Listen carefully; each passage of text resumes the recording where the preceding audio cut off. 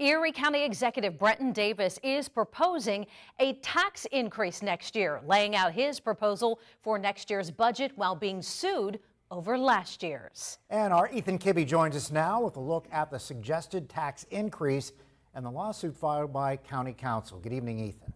Mike and Eva, good evening. There's a lot going on. We'll talk about the tax increase for just a moment here. That would be about $85 per $100,000 of property value. It's 85 hundredths of a mil. So for every $100,000 your property is worth, you'd pay an extra $85 in taxes. More on that in a moment. Let's hop in the Wayback Machine and talk about last year's budget. Then we'll talk about this one. The lawsuit that's currently being processed really comes down to one central question.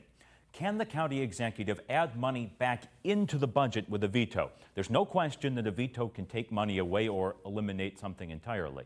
Can you put money back in with a veto? That's now up for the courts to decide.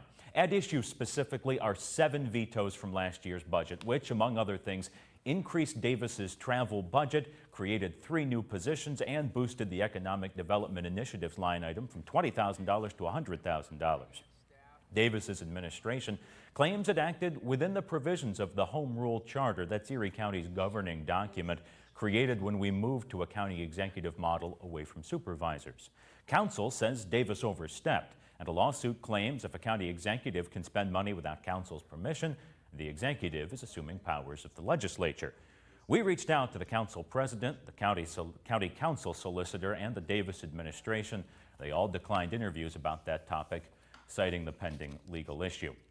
Now let's talk about this year's budget, and for more on that and that tax increase, I read to you from Blueprint for Erie's Comeback. This is campaign material from Brenton Davis when he ran for office, and it says, and I quote, "Hardworking families across Erie County follow common sense principles when balancing their checkbooks and living responsibly within their means.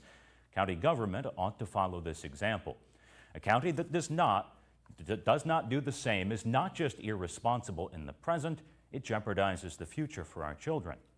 That is why Brenton Davis is calling for no new taxes or fees during his first term."